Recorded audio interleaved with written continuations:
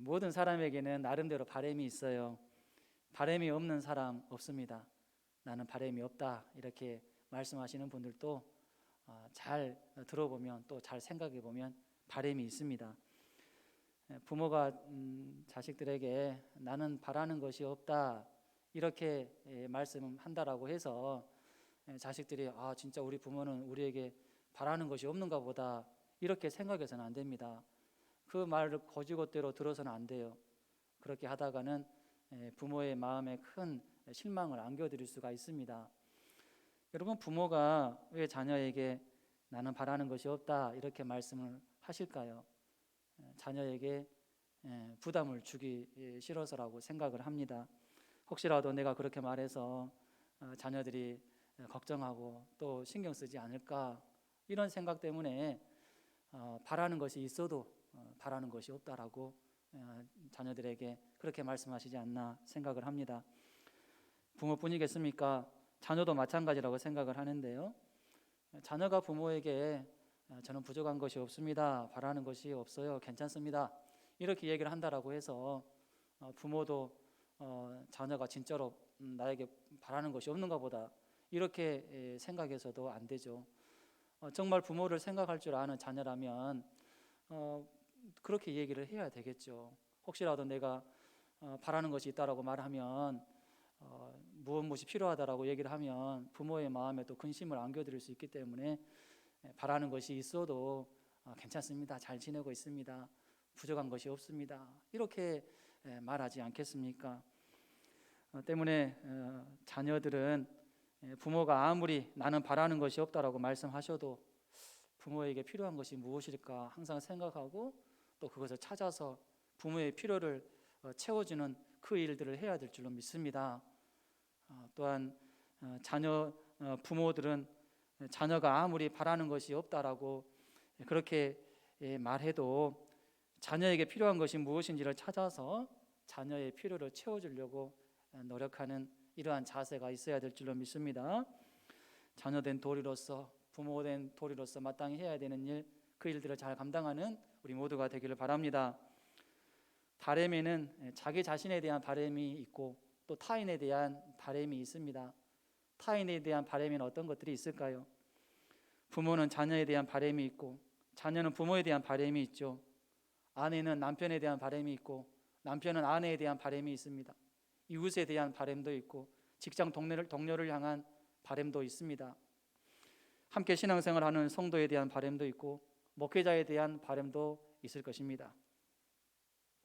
바람과 사명은 다릅니다. 바람은 모든 사람에게 있는 것입니다. 그러나 사명은 모든 사람에게 있지 않습니다. 사명이 있는 사람이 있고 사명이 없는 사람도 있습니다. 바람은 있는데 사명은 없는 사람들이 많습니다. 바람은 이루고 싶은 어떠한 일이나 목표이지만 사명은 어떻습니까? 반드시 이루어야 되는 또 해야 되는 어떠한 일이나 목표를 가리켜서 사명이라고 말합니다. 바람을 이루지 못했을 때는 속상할 뿐입니다. 이거 하고 싶었는데 못했다, 속상하다, 그런 마음이 들어요. 그러나 사명을 감당하지 못했을 때는 어떻습니까? 책임이 뒤따릅니다. 책임이 뒤따라요. 반드시 해야 되는 일인데 안 했기 때문에 책임이 뒤따른다라는 사실입니다. 바람은 자기 자신을 포함해서 이 타인에 대한 바람까지 포함하지만 사명은 오로지 자기 자신에게만 관련되는 것입니다. 자기 자신이 가져야 되는 사명이에요. 그래서 내 사명이라고 얘기를 하잖아요. 사명은 다른 사람이 대신 해줄 수 있는 것이 아니라 꼭 자기 자신이 반드시 해야 되는 이러한 어떠한 일이나 목표를 말합니다. 오늘 본문에도 보면 바울과 유대인들이 각각 어떠한 바람과 사명을 가지고 있었다라는 이러한 부분들에 대해서 우리에게 말해줍니다. 이들에게 어떠한 바람과 사명이 있었는지를 잘 살펴보면서 특별히 우리 그리스도인들은 어떠한 바람과 사명을 가져야 되는지 그것을 잘 깨닫는 시간이 되기를 원합니다. 먼저 바울의 바람과 사명에 대해서 살펴보겠습니다. 바울의 바람은 무엇일까요? 로마에 가서 복음을 전하는 것이었습니다. 당시 로마는 어떤 곳일까요? 복음이 전해지지 않은 곳이었어요. 많은 전도자들이 있었지만 이 로마에 가서 복음을 전한다라고 하는 것은 참으로 두려운 일이었고 꺼려하는 일이었습니다. 그렇다 보니까 이 로마에는 복음이 전해지지 않았습니다.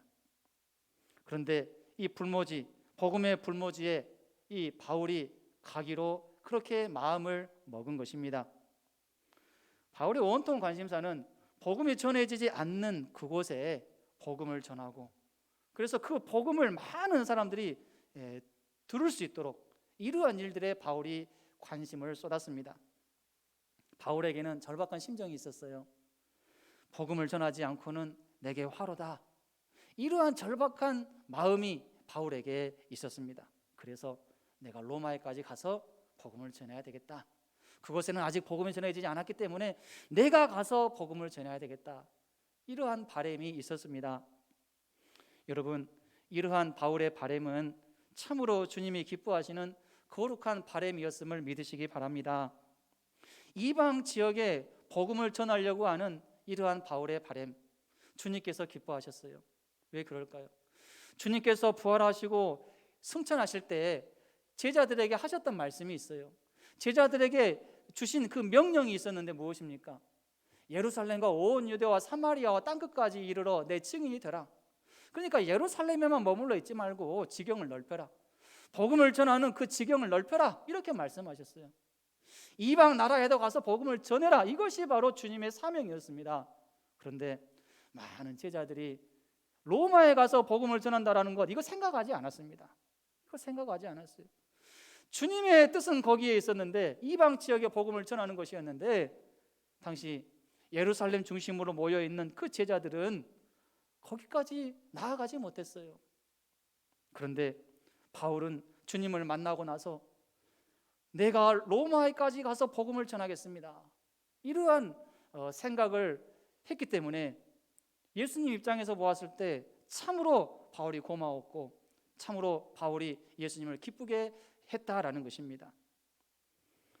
바울의 바람은 주님을 만나기 전과 후가 완전히 달랐어요. 우리가 잘 알듯이 주님을 만나기 전에 바울은 어떠한 바람과 목표가 있었습니까? 할 수만 있으면 많은 사람들이 복음을 못 듣게 하는데 바람과 목표가 있었고, 그리스도인이 되지 못하게 하는 것, 이것이 나의 목표요 나의 사명이다, 이렇게 생각했습니다. 그런데 주님을 만나고 나서 바울은 어떻습니까? 이제는 할 수만 있으면 많은 사람들이 복음을 듣게끔 내가 그렇게 살아야 되겠다. 거기에 목표가 있었고 거기에 바람이 있었습니다. 여러분, 바울의 바람은 고난을 각오한 바람이었어요. 바울 자신이 복음을 전하러 로마까지 가는 그런 과정 가운데 고난이 있을 것이다, 어려움이 있을 것이다, 내가 상상할 수 없는 많은 그 불편함과 어려움이 있을 것이다, 이거 생각했어요. 알고 있었어요. 감지하고 있었습니다. 그럼에도 불구하고 바울은 자신의 이러한 바람과 계획을 수정하지 않았어요. 여러분, 우리는 어떻습니까? 아무리 어떤 선한 계획을 내가 세웠다라고 할지라도 그 일을 하는 가운데 고통이 감지가 되면, 고통에 따른다라는 그 사실을 내가 미리 알면 어떻습니까? 물론 그 고난 앞에서도 그 일을 해야 되겠다라는 이러한 분도 계시겠지만, 대부분 어떻습니까? 수정하지 않겠어요. 계획을 수정하고 조금 고난을 덜 당하는 쪽으로 변경하고 바꾸려고 하는 그러한 모습이 우리 가운데 있을 것입니다. 그런데 바울은 계획을 수정하지 않았어요. 고난이 있어도 로마에 가서 복음을 전해야 되겠다, 이러한 바람 끝까지 유지했고 결국 그 사명을 잘 감당을 했습니다. 사도행전 19장 21절 말씀에 이 일이 있은 후에 바울이 마게도냐와 아가야를 거쳐 예루살렘에 가기로 작정하여 이르되 내가 거기 갔다가 후에 로마도 보아야 하리라 하고, 3차 전도 여행 후에 바울이 자신의 앞으로의 일정, 앞으로의 계획에 대해서 그때 당시에 소아시아의 지도자들에게 했던 말입니다. 이 말을 하자 소아시아의 지도자들과 바울의 동역자들이 만류합니다. 왜 굳이 그렇게 예루살렘에 가서 고난을 당하려고 합니까? 왜 로마까지 가서 그렇게 복음을 전하려고 합니까? 분명히 고난을 당할 텐데, 죽을 텐데 왜 그렇게 하려고 합니까? 만류했어요. 그런데 바울의 의지를 꺾을 수 없었습니다. 이때 바울이 했던 유명한 고백이 나오죠. 사도행전 20장 22절로 24절 함께 읽겠습니다. 보라, 이제 나는 성령에 매여 예루살렘으로 가는데 거기서 무슨 일을 당할는지 나는 알지 못하노라. 오직 성령이 각 성에서 내게 증언하여 결박과 환난이 나를 기다린다 하시나 내가 달려갈 길과 주 예수께 받은 사명 곧 하나님의 은혜의 복음을 증언하는 일을 마치려 하면은 나의 생명조차 조금도 귀한 것으로 여기지 아니하노라. 바울이 예견한 대로, 짐작한 대로 예루살렘에 들어가서 많은 고난을 겪게 됩니다. 아무 죄도 없는데 산헤드린 공회에서 재판을 받게 되고 또 대제사장에게 모욕적인 대우를 받습니다. 바울을 대적하는 유대인들로 인해서 고소 고발을 당하게 되고 가이사라에서 2년간 가택연금 상태에 처하게 됩니다. 그리고 가이사에게 상소하게 되고 이제 로마에 가고 또 로마에서도 감옥에 갇히게 되죠. 바울은 자신이 가졌던 바램으로 인해서 자기 주위에 많은 대적자들이 생겼습니다. 그 대적자들로 인해서 고난을 겪어야만 했습니다. 감옥 신세를 졌습니다. 그러나 그럼에도 불구하고 바울은 기뻐했어요. 자신에게 기쁨이 있었습니다. 이 로마의 감옥에 있을 때에도 그때 옥중서신을 썼는데요. 옥중서신을 쓰면서 그 편지 내용에 내가 이렇게 감옥에 갇힌 것으로 인해서 너희들은 걱정하지 말아라. 근심하지 말고 염려하지 말아라. 나의 고난이 오히려 너희에게 유익이 될 것이다. 이렇게 오히려 바울이 성도들을 위로하고 힘을 북돋아주는 이러한 서신을 쓰게 된 것이죠. 바울이 왜 기뻐할 수 있었을까요? 고난을 당하는 그런 과정 가운데서 왜 이렇게 기뻐할 수가 있었을까요? 바울 자신의 바램대로 그러한 일들이 착착착착 진행되고 있다라고 생각했기 때문입니다. 지금 내가 당하는 고난은 나의 바램, 어떤 큰 목표를 이루기 위한 하나의 과정이라 이렇게 생각을 한 거예요. 이렇게 생각을 했기 때문에 고난 앞에서도 감옥에 갇혀도 애매하게 어려운 일을 당해도 자기를 대적하는 대적자들이 많아도 그 가운데서도 기뻐할 수가 있었다라는 사실입니다. 바울 자신이 가졌던 바램은 주님이 기뻐하시는 바램이라고 또한 바울은 확신했어요. 이러한 확신이 있었기 때문에 바울은 비록 자기가 고난을 당하지만 이 고난이 내가 죄를 지어서 당하는 고난이 아니고 주님 앞에서 마땅히 해야 되는 일을 하는 가운데 당하는 고난이니까 감수할 수 있었던 거죠. 이것이 나의 상급이고 면류관이기 때문에 이것을 알았기 때문에 그러한 상황 앞에서도 바울은 찬송하고 기뻐할 수가 있었습니다. 하나님과 사람 앞에서 떳떳했어요. 양심의 가책이 없었어요. 양심의 부끄러움이 없는 그런 행동을 자기가 하고 있기 때문에 그 가운데서 기뻐할 수 있고 감사할 수 있었습니다. 여러분, 바울의 바램은 주님의 바램이었습니다. 주님은 순간순간 바울에게 내가 원하는 것이 무엇인지, 내가 너에게 기대하는 것은 무엇인지 그때마다 알려주셨어요. 사도행전 9장 15절로 16절에 주께서 이르시되 가라, 이 사람은 내 이름을 이방인과 임금들과 이스라엘 자손들에게 전하기 위하여 택한 나의 그릇이라. 그가 내 이름을 위하여 얼마나 고난을 받아야 할 것을 내가 그에게 보이리라 하시니, 아나니아 대제사장을 통해서 바울에게 주신 말씀이죠. 바울은 이 메시지를 주님의 메시지로 받았습니다. 주님께서 왜 나를 만나 주셨는지, 주님께서 나에게 바라는 것이 무엇인지 이것을 확실하게 알았던 거죠. 사도행전 13장 47절에 주께서 이같이 우리에게 명하시되 내가 너를 이방의 빛으로 삼아 너로 땅끝까지 구원하게 하리라 하셨느니라 하니, 사도행전 23장 11절에 그날 밤에 주께서 바울 곁에 서서 이르시되 담대하라, 내가 예루살렘에서 나의 일을 증언한 것 같이 로마에서도 증언하여야 하리라 하시니라. 계속해서 말씀하셔요. 주님의 바램을.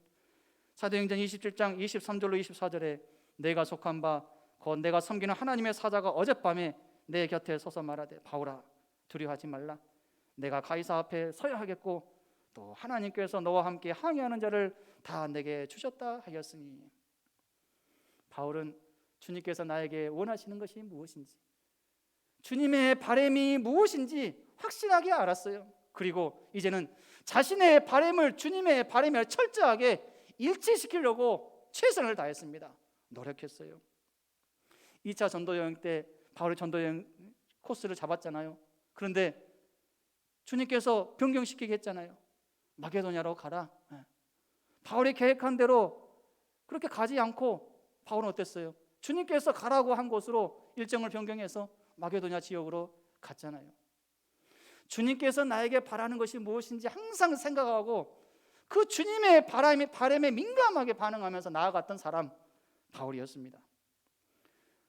3차 전도여행 마칠 때에도 많은 성도들이 예루살렘에 가지 마세요, 로마에도 가지 마세요, 그렇게 만류를 했지만 바울은 그들의 말을 따르지 않았어요. 오히려 주님의 바람을 따랐습니다. 바울은 자신이 예루살렘에 들어가고 그곳에서 고난을 당하고 또 로마에 가서 복음을 전하는 것, 이것이 주님께서 나에게 원하시는 주님의 바람이다, 이렇게 확실하게 깨달았기 때문에 그 길로 나아간 것입니다. 만약에 이러한 모든 일이 주님의 바람이 아니었다면 바울은 아무리 자신의 바람이었다 하더라도 그 일을 포기했을 것입니다. 왜요? 주님의 바람이 아니니까. 그만큼 바울은 주님의 바람대로 나의 바람을 일치시키려고 노력했던 그러한 사람이었음을 알 수 있습니다. 여러분, 나의 바람이 있고 주님의 바람이 있습니다. 나의 바람이 곧 주님의 바람이 되도록 삽시다. 나의 바람과 주님의 바람이 따로따로 되어서는 안 돼요. 나의 바람은 이것이고 주님의 바람은 이것이고. 나의 바람과 주님의 바람이 상충될 때 어떻게 해야 될까요? 누가 맞춰야 될까요? 주님이 나의 바람에 맞추어야 될까요? 아니면 내가 주님의 바람에 맞추어야 될까요? 내가 주님의 바람에 맞추어야 되는 것입니다. 주님은 우리의 창조자가 되시고 구원자가 되시고 하나님이시기 때문입니다.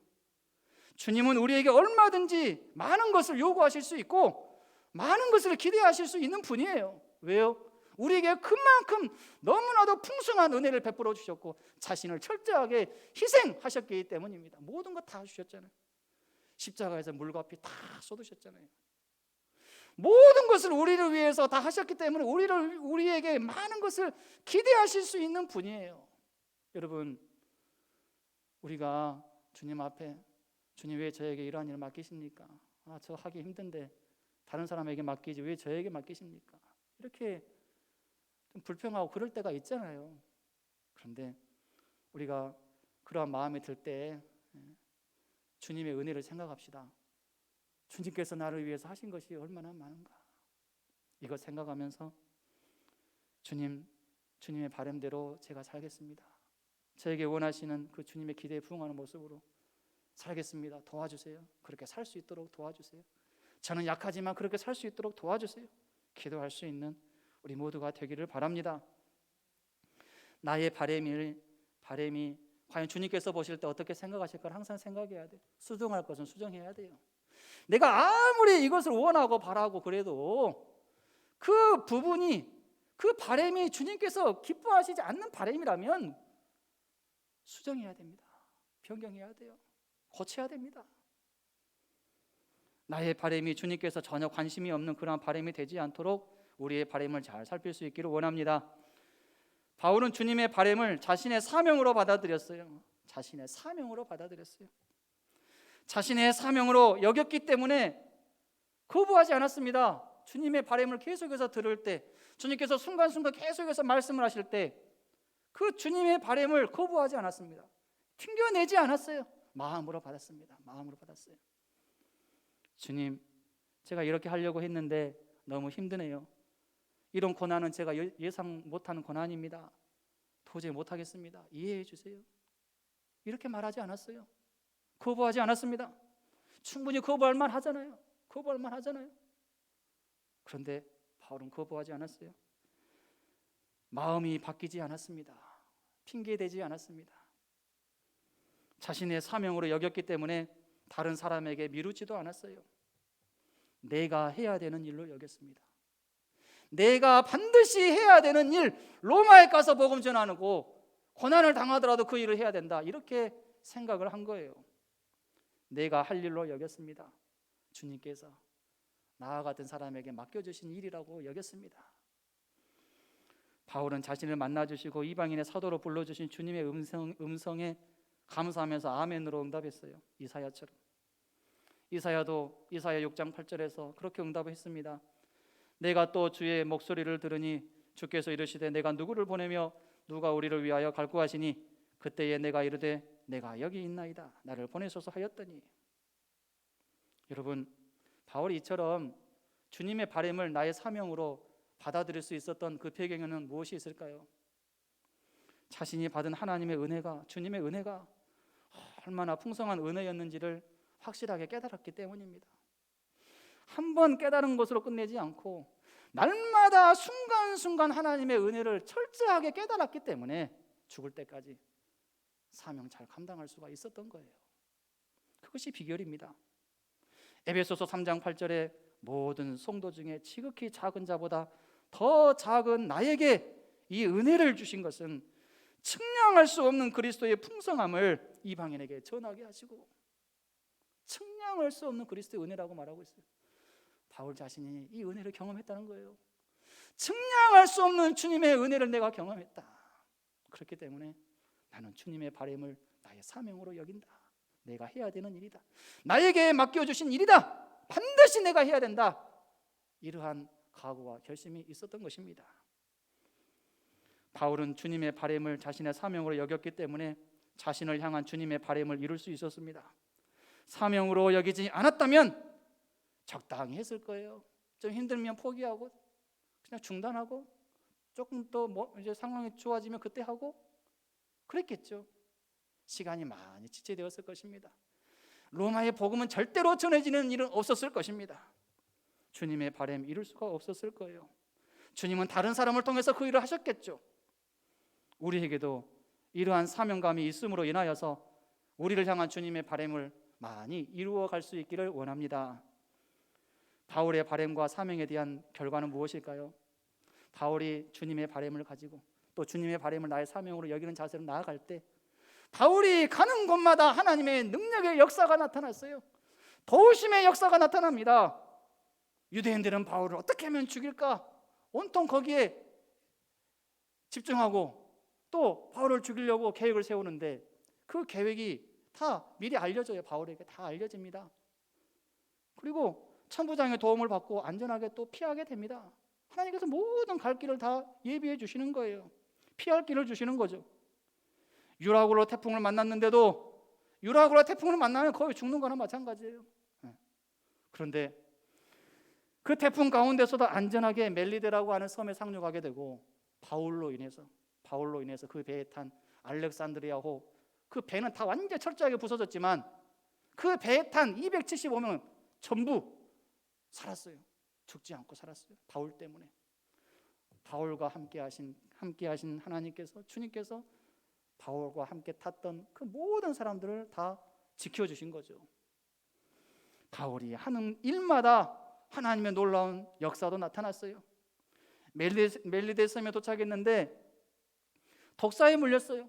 독사에 물렸으면 원주민들이 생각할 때 이제 금방 죽겠다 이 생각했는데 안 죽어요. 죽지 않아요. 오히려 그냥 털어내버립니다.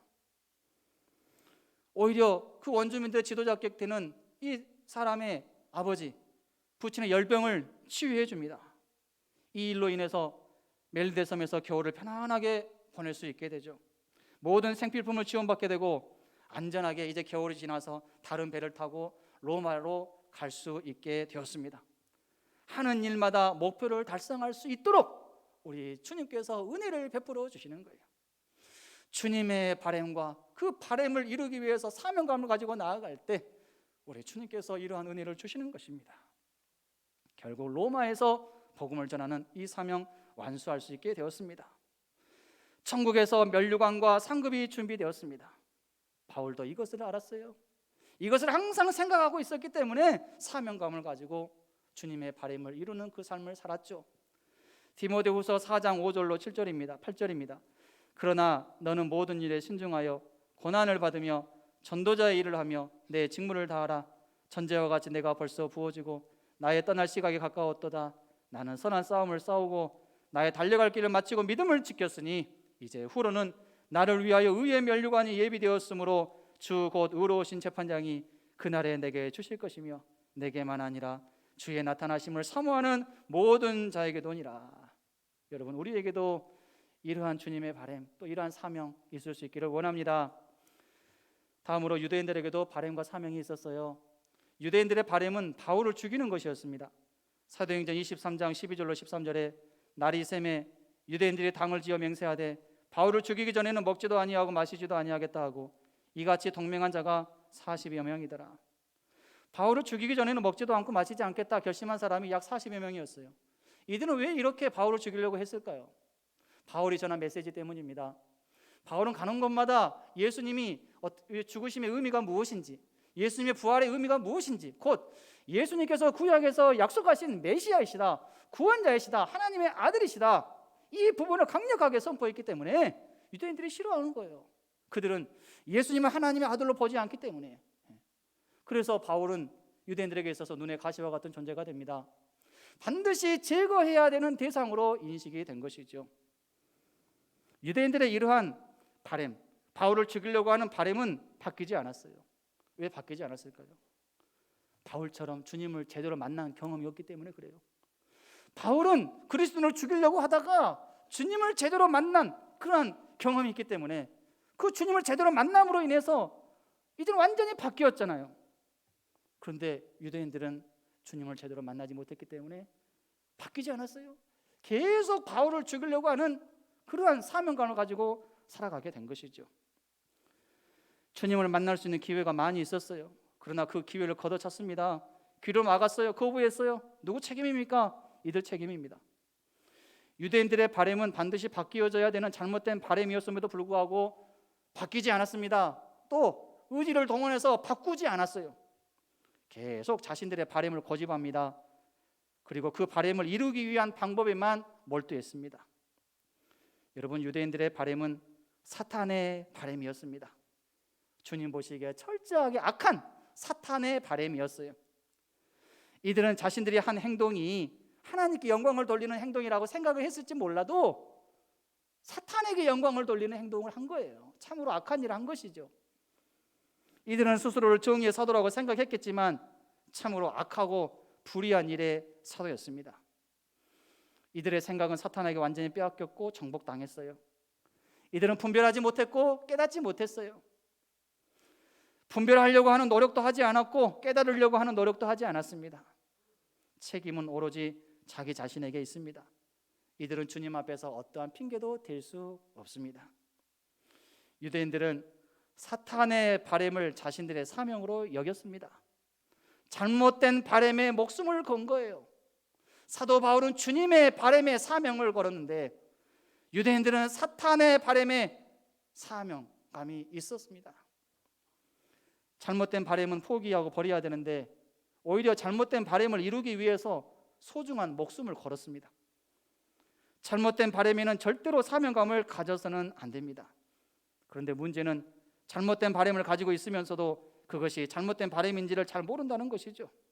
결국 잘못된 바람으로 인해서 자신은 파멸에 이르게 되는 것입니다. 이들은 철저하게 사탄의 도구가 되었어요. 의로운 일을 하는데 선한 도구가 되어야 되는데 악한 일을 하는데 악한 도구가 된 거예요. 선민 백성 아닙니까? 유대인들 선민 백성이에요. 그런데 그들은 선민 백성으로 의로운 도구로 쓰임받는 것이 아니라 사탄의 도구가 되는 길로 나아갔습니다. 잘못된 바람을 가지고 사탄의 도구로 쓰임받는 악한 인생이 되지 맙시다. 나의 생각과 말과 행동이 오직 주님 보시기에 바른 생각, 바른 말, 바른 행동이 될 수 있도록 거기에 각별히 신경 쓸 수 있는 우리 모두가 되기를 바랍니다. 유대인들의 바람과 사명에 대한 결과는 무엇일까요? 가는 곳마다 하나님께서 도와주시지 않아요. 왜 하나님께서 도와주십니까? 주님의 바람이 아닌데 사탄의 바람대로 지금 살고 있는데 하나님께서 도와주실 리가 없죠. 자기들의 바람대로 일이 되지 않습니다. 계획에 차질이 생겨요. 계획과 목표를 달성하지 못합니다. 바울을 조용히 죽이려고 했는데 모든 계획이 수포로 돌아가게 됩니다. 자기들 교회에 오히려 자기들이 어려움을 당하게 되고 점점 파멸의 길로 나아가게 됩니다.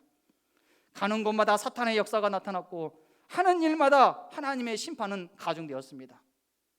지금 이들의 영은 어디에 있을까요? 지옥에 있겠죠. 지옥에서 우리가 상상할 수 없을 정도의 치욕스러운 고통을 당하고 있을 것입니다. 이제 말씀을 정리합니다. 바램과 사명에는 수준이 있어요. 수준이 있습니다. 주님 보시기에 수준이 낮은 바램, 주님 보시기에 수준 높은 바램 있습니다. 어떠한 일에 사명감을 가지고 있는가? 주님 보시기에 수준 낮은 사명감 있고, 주님 보시기에 수준이 높은 그런 사명감으로 사는 사람들도 있습니다. 오직 주님께서 판단하십니다. 우리 각자의 바램과 사명을 잘 점검합시다. 나에게는 어떠한 바램이 있는지, 나는 주로 어떠한 일에 사명감을 가지고 살아가고 있는지 잘 점검합시다. 혹시라도 유대인들이 가졌던 잘못된 바램, 잘못된 사명감 나에게 있지는 아니한지 잘 점검할 수 있기를 원합니다. 내가 어떠한 바램을 가지고 있는지 주님께서는 정확하게 다 보고 계시고 다 알고 계십니다. 또한 내가 어떠한 일에 사명감을 가지고 살아가고 있는지도 주님께서는 다 보고 계시고 알고 계십니다. 내가 바라는 그 바램의 내용에 주님께서 기뻐하시는 그 바램의 내용 포함시킬 수 있기를 원합니다. 내가 사명감을 가지고 하는 어떤 일의 목록에 주님께서 기뻐하시는 그 일도 포함시킵시다. 그래서 최대한으로 나의 바램과 사명이 주님께서 기뻐하시는 바램과 사명이 될 수 있도록 노력합시다. 이러한 삶을 살려고 했을 때 반드시 주님께서 도와주시고 함께해 주시고 은혜 주시는 것을 경험하게 될 줄로 믿습니다. 이러한 삶을 살아가는 저와 여러분이 될 수 있기를 주님의 이름으로 축원합니다.